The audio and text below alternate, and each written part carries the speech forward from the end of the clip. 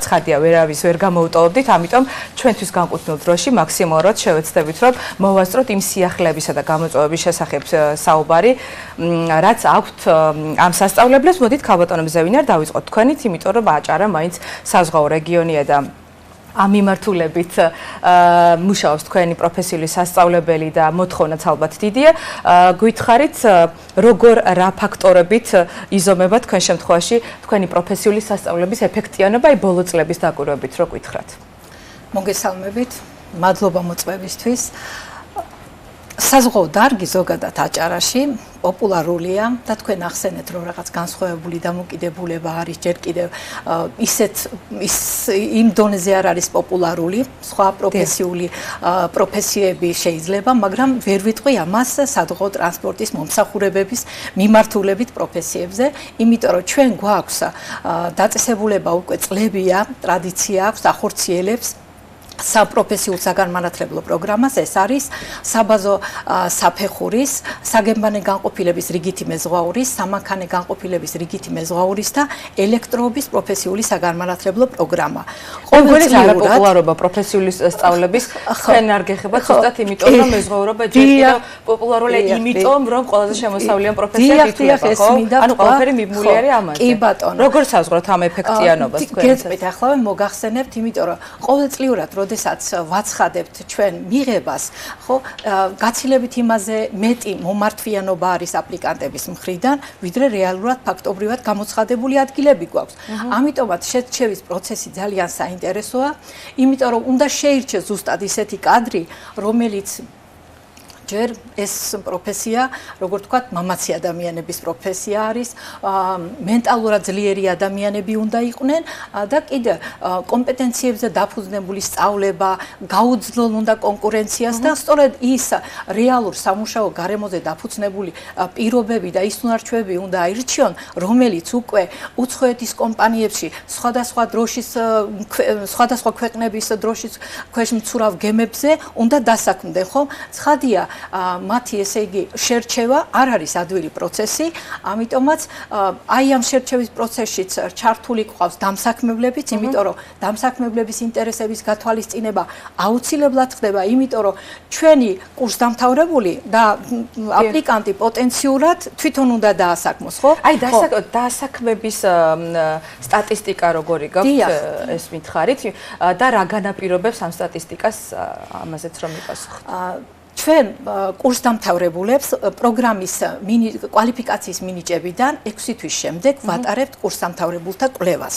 და აი ეს კურსდამთავრებულთა კვლევა გვაძლევს იმის შესაძლებლობას, თქვათ რომ აი 3 წლის წინ კი არა ყოველწლიურად ტარდება ეს კვლევა, მაგრამ 3 წლის წინანდელი მონაცემებით 75% იყო კურსდამთავრებულებისა დასაქმებული. ახლა კი უკვე შარშანჩატარებული კვლევებიდან ჩანს რომ 80% აჭარბებს და წელს კიდევ 6 თვე არ გასულა, რაც თებერვლის თვიდან მიენიჭათ კვალიფიკაცია, რომ ჩავატაროთ ეს კურსდამთავრებულთა კვლევა და კიდე საბოლოო მაჩვენებელი, რომ რის მიხედვით რითი მიიღეთ ეს ეფექტი, იმიტომ რომ ძალიან ისეთი ეფექტური მაჩვენებელია. ანუ კურსდამთავრებულებს ვიტარებთ გამოკითხვებს და გამოკითხვებს როცა გვეხმარება გამოკითხვების ჩატარებაში ახალი შესაძლებლობა ელექტრონული გამოკითხვა და როდესაც უგზავნით მათ იმ პოსტებზე, რომელი პოსტების დაწესებულება შეუქმნა და იმ პოსტებზე არსებენ ისინი ტექნიკურად როგორ ხდება ეს კი არ გკითხეთ, მე გკითხეთ აი განათლების ხარისხმა განაპირობა თუ არა, მაგათად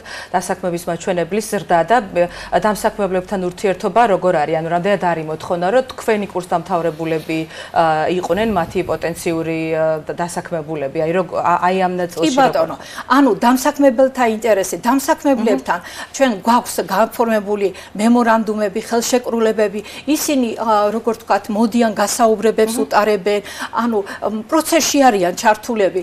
ყოფილა თვითონ შეხვედრებს უწყობთ მათ და ანუ ისინი როდესაც მოდიან ჩვენთან სტუდენტებთან, პოტენციურ კურსდამთავრებულებთან, თუ კი კურსდამთავრებულები მოვიძიეთ მათთანაც შეხვედრას, ვაორგანიზებთ და ანუ ისინი ამბობენ მათ საჭიროებებზე, ანუ რას აქცევენ დამსაქმებები ყურადღებას და დამსაქმებლის შესაბამისად მაგალითად პრეტენზია განათლების ხარჯში და პრაქტიკულ ნაწილში უკვე ისინი აჩვენებენ ხო რა ისწავლეს თქვენ სასწავლებელში ამის მიხედვით თუ ალაგებთ ხოლმე მერე უკვე სასწავლო პროგრამას ანუ ეს მიმართება როგორ გაქვს დაალაგებული დიახ, მოგახსენებთ ამის შესახებ, დამსაქმებლებს ყველაზე მეტად ყოველთვის აინტერესებს, რომ ამბობს, რომ პრაქტიკული უნარები გაცილებით უკეთესად აქვთ ათვისებული და ყოველთვის ყურადღებას ამახვილებენ უცხოენის ცოდნაზე და მიუხედავად იმისა, რომ როგორ თქვა, დაწესებულებაში ყველა ცდილობს, რომ იყოს ეს უცხოენას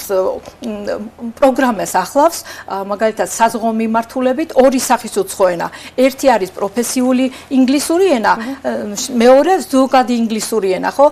მიუხედავად ასეთი, როგორ თქვა, ამდენი საათობრივი დატვირთვისა, მაინც რეგიონში არის როგორ თქვათ, აი დამსაქმებლის მხრიდან. ჩვენ გვინდა ყველანაირად რომ ეს საკითხიც მოგვარებული გქონდეს, მაგრამ დამსაქმებლიდან მაინც მოდის ეს მოთხოვნა, საჭიროება, რომ უფრო მეტი ყურადღება მიაქციონ უცხოენის კი ბატონო, ერთი კითხვაც მინდა მოვასწრო, იმიტომ რომ კიდევ ბევრი სტუმარი გყავს.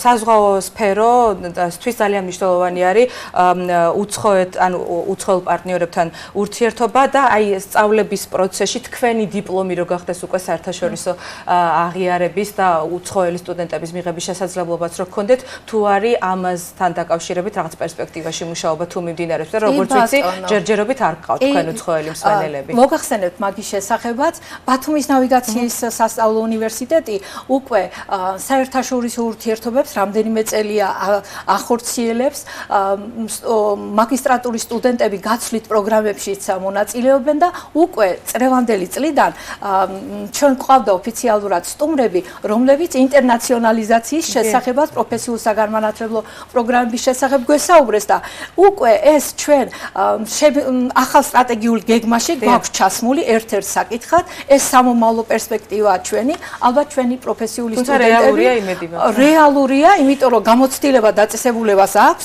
და პროფესიული კუთხითაც ალბათ ამ საკითხით ძალიან მნიშვნელოვანი ნაბიჯი იქნება. ძალიან დიდი მადლობა.